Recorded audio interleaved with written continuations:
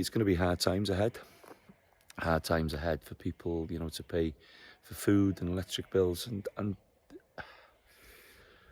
one of the things that's really shocked me this week, and Edwards is a small business in Conway, and he sent me a text to say that his bill per week for electric was about 2,000, or energy I should say, 2,500. And he's just had a quote for 15,000.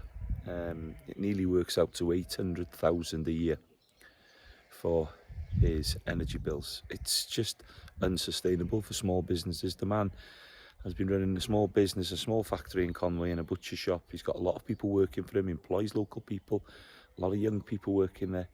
And, he sells to big supermarkets, of course, but you can't pass that kind of price on. But then we're seeing these multinational companies, energy and fossil fuel companies, making absolute fortunes.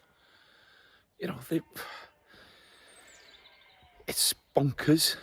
And then we've got definitely a food shortage and a recession ahead of us, because people aren't going to be able to afford food or fuel. So what do we do? We're waiting for a new government, or for a new leader of the British government, who is going to do what?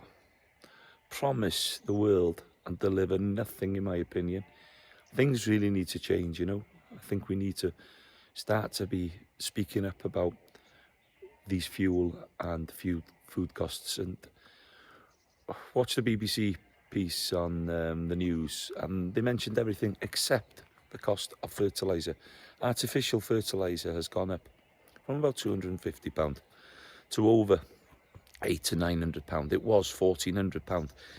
In the Netherlands at the moment, it's £2,000 a tonne, and it's coming here. It's scary statistics, and we need that fertiliser at this moment to produce the food. Half the food in the world is produced with artificial fertiliser, and we've only got one plant in the UK. So what's happening is, the control of the food systems and the fuel systems, and as well our energy, is controlled by multinational companies who are putting the squeeze on, the common person, the public, who are struggling to make ends meet. So that's my thought for this week, but I really think that we need to be addressing the problem and getting up and speaking up, like the farmers have done out in the Netherlands. They're fighting for survival. Sri Lanka, India, a lot of these countries have had their problems, and they've had to, really stand up and push back against government policies and the way they're pushing on things. But companies, big multinational companies, need to address what they're doing to the general public, because you're making cold and hungry very, very soon.